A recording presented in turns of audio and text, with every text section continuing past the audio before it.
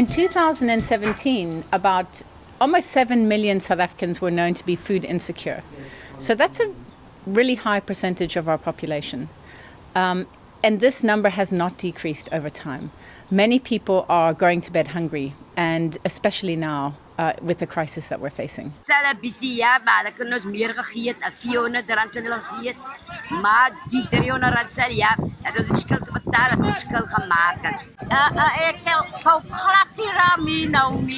Because is te lang.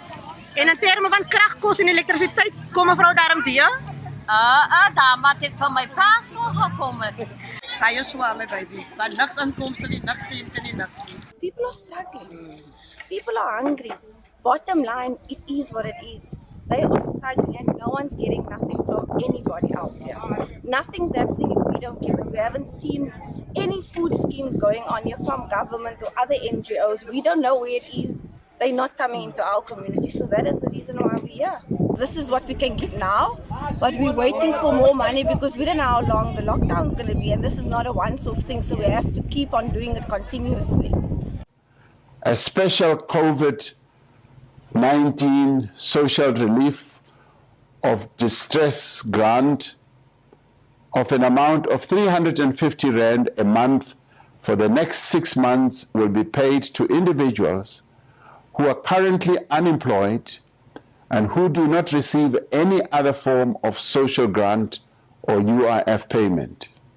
The South African Social Security Agency, SASSA, will within days implement a technology-based solution to roll out food assistance at scale. Intenzakalayo ukuthi sisizoyile mali le engenile yomntwana because ngikholela umntwana oyi1 ngisize yiyo, and then during the month kade kuyindaba yokuthi ngicela kumama, and she's an old person umuntu othola grant, so manje kumele ngibuyele emuva ngiyocela kuye futhi. Black working class communities, they are compelled, they are forced to bear the brunt of the crisis without any meaningful intervention from the government.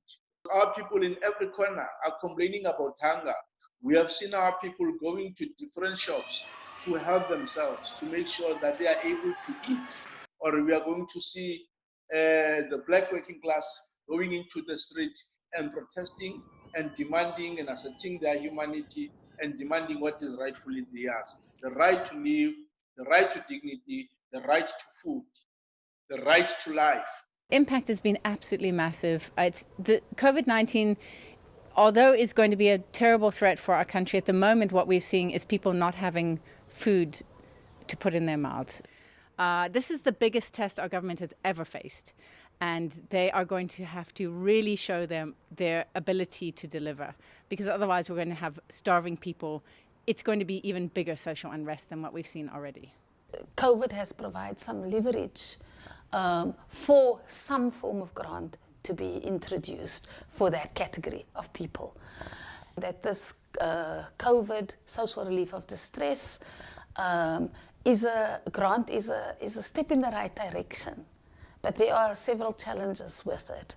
Yesterday we sent a letter to the President, endorsed by about 28 organizations, including trade unions, saying that we need to make this grant a permanent adult grant as part of the social assistance program. And the longer the COVID grant take to pay out, the longer there will be a need for food parcels.